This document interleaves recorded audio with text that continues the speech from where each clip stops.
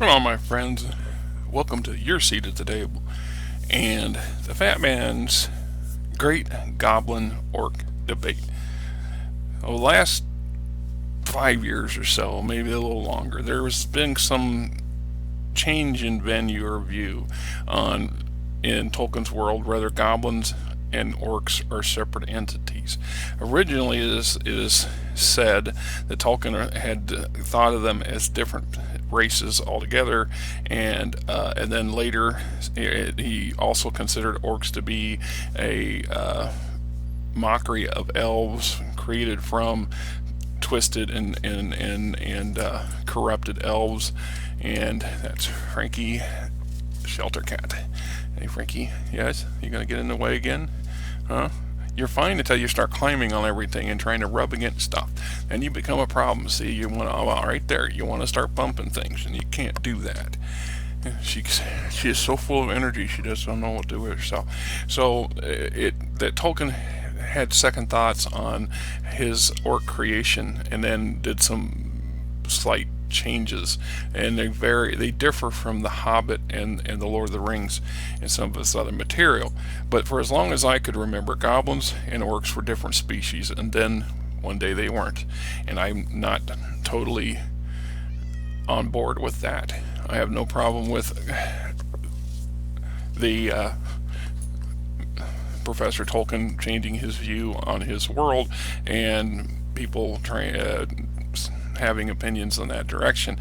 But I think that there are some significant differences, enough differences between between goblins and orcs to warrant the fact that they are different species. They might be mockeries of different things. The orcs are mockery of elves and or mockeries of men, and they're easily interbred with elves and men. This is where we get the idea of corruption, that not so much in my mind did Morgoth, the great enemy, take a bunch of captured elves and turn them into orcs. I think he corrupted some of them, and in the process created the orc species. And then from then on out, the orcs have some pretty dominant traits, physically speaking and mentally speaking, that pretty much create what they are. And it doesn't matter if they are interbred with elves or men at later points, they still come out. So we see the manifestation of the crossing of orc and man to get the orcai in later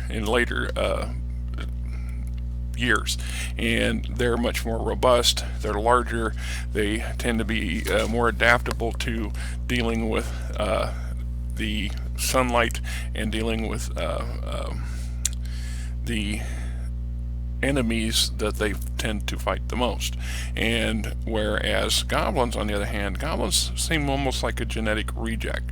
If you look at them physically speaking, they are pretty gnarly. I mean, if you look at how their appearances and their stature, their stunted growth to some degree, the extreme deformities opposed to the rough and rugged appearances of the orc, when you put them in comparison side by side, I mean, there are some similarities, but there's a lot more differences than there are similarities.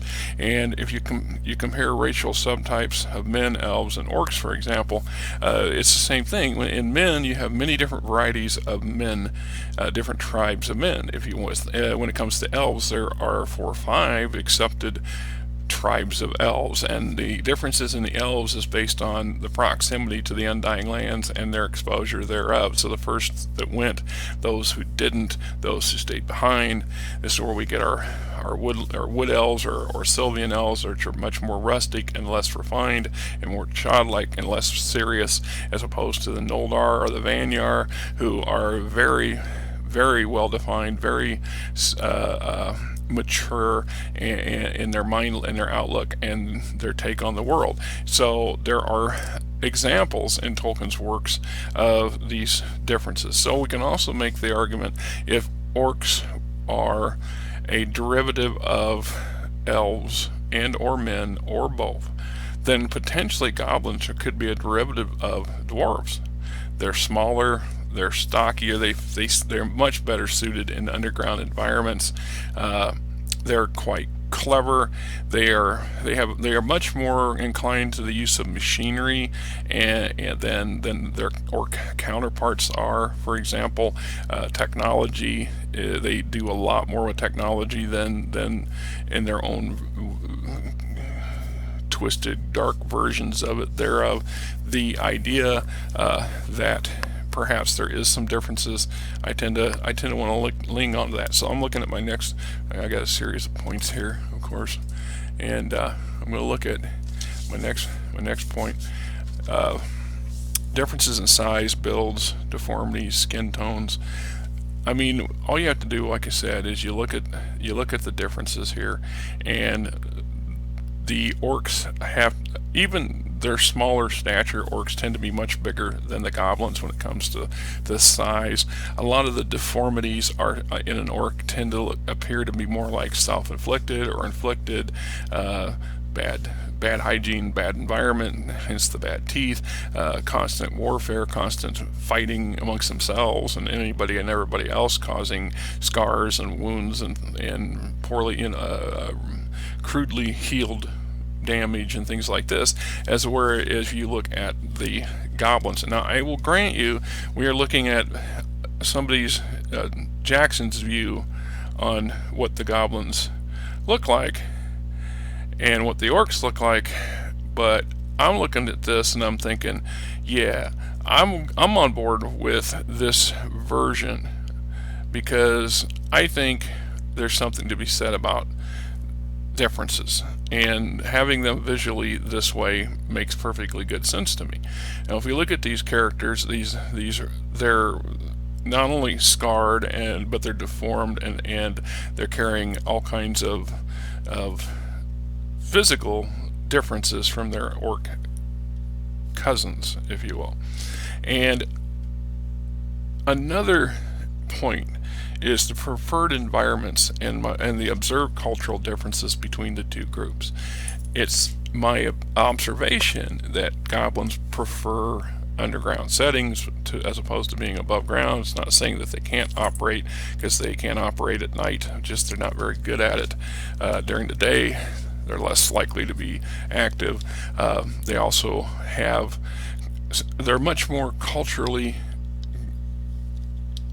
if you look at from my observation and reading of material on goblins, Goblin Town being the prime example, this is a quite competitive culture, and yet we can see where even the worst, the weakest, potentially most deformed have a place, and they not only have a place, but they thrive in those places, and they're not eliminated. Where I think in the everything I've read and understood about orcic culture and observed them, is weakness is exploited and destroyed and killed. So you're not going to find a whole lot of really physically come on, Frankie, stay off the table. Put you back outside the door. You do that again. Last week she kept jumping up on the table and she knocked something or hit something, and it caused the sound to go off on one of my videos, and it took me a while to figure out how to get it to work right again, because she'll just dance right across the laptop. She has no qualms about it. What is a laptop to a cat, right? It's other than something to dance on. So like I said, looking at their preferred environments and observe cultural differences. Okay, Frankie, out the door you're gonna go.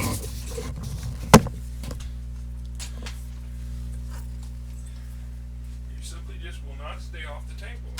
I don't know what your day today is, but it's not going to be in here, because you will not stay off the table.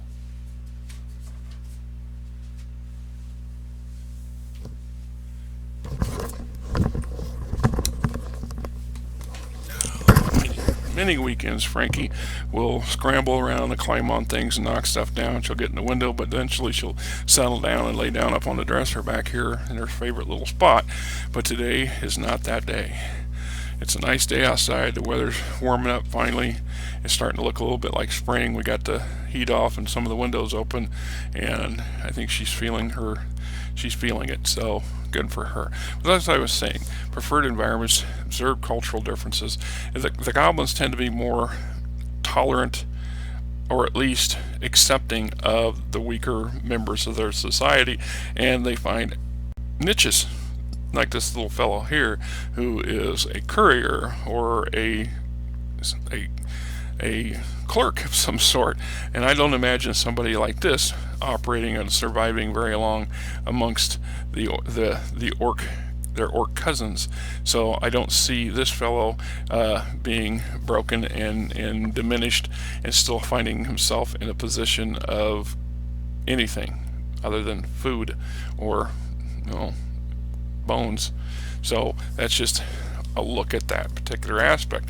So there's some significant differences. And then in the culture, from the orcish culture, it's much more warlike, much more combative, much more alpha male dominated. So everybody's trying to get in the pecking order, but they're also quite capable of destroying each other. So if you can't defend yourself, at least modestly well, you're going to end up in a problem. And one of the reasons it's suggested that during dark times, if you will, when you don't have a dark master like Saruman or Sauron forcing the orcs to behave and to cooperate to some degree, to target and focus their aggression and their anger and their torturous, twisted mindset towards another enemy, they will feed off themselves. They will become combative and potentially their own worst enemy, because when they can't fight somebody else, they fight amongst themselves. And we see that quite a bit. And then we bring us to another point: the modus operandi between them. It's just like I said, how they operate, how they do things. Orcs tend to, in combat, are straight on, come head on at you. The more numbers, the better, but not necessarily so. They're quite capable operating in units and with a kind of a hierarchy or a somewhat military mindset. They are geared and bred and driven to be aggressively combative. Where we look at the goblins tend to be aggressively combative in numbers, or when they have the surprise, when they have the advantage, but they are quick to retreat and run away. There's a scene that I didn't think to download, but there's a scene in Moria where it's not just orcs but goblins, and I think the goblins of Moria are a different species of the goblins at Goblin Gate, but they're smaller, they're wiry, they're much more, well, to be honest, seeing them run up and down this big columns in the Great Cavern was kind of odd, but that's how they portrayed them. They're not orcs. Orcs don't physically have that ability. Orcs are not going to run up and down a frickin' wall like a spider. Not going to happen. Goblins potentially so, but the minute that the Bullrock shows up, everybody splits, and they're brave in numbers because they had the numbers, but in small numbers, not so much. So I think the modus operandi speaks a load of why orcs and goblins are not the same thing. They are different, and it looks like that goblins have a tendency to, like I said, be sneakier about how they do things because they're smaller, and as opposed to orcs. They use traps, they use clever uses of their terrain, they use machinery, etc., etc. So the next point is, I noticed some similarities between goblins and hobbits. I don't say that the hobbits and goblins are related, but if you look, when Gollum becomes as corrupted as he did, he looks an awful lot like a goblin in some aspects. Not quite, but there's some similarities. There's also size similarities. So, we never establish, Tolkien never establishes exactly what the hobbits are. Where do they come from? Are they a subspecies of man? Are they a species unto themselves? Are they something in the great scheme, the great song of Arda that just kind of sprang out of creation and created yet another unique race. I mean, we kind of have an idea where the Ents came from. We have an idea where most of the evil races come from, or how they're corrupted. We know about the creation of the second-born and the firstborn. We understand the creation history and mythology and history of the dwarves. But the hobbits are something left out. So, looking at the growth or changes in orcs and goblins over the millennia, we see a lot of alterations or variants of the orc, and not so much when it comes to the goblins. The goblins and their type seem to remain consistent. I mean, there's no rhyme nor reason as to any of this stuff, of course, but when I look at these fearsome little fellows, and I think of their orc variants, such as the your high, or here we go, the Urkai here, right? This is crossbred with humans. We see variations of them. We also see some variations in trolls, where trolls are specially bred or crossbred and come up with various sub breeds, if you will. So when we look at the Urkai, we've got lesser goblins, or lesser orcs, and greater orcs. So the lesser orcs tend to be called snagger or slaves. Some of them are sniffers or snuffers. The orcs bred to be trackers.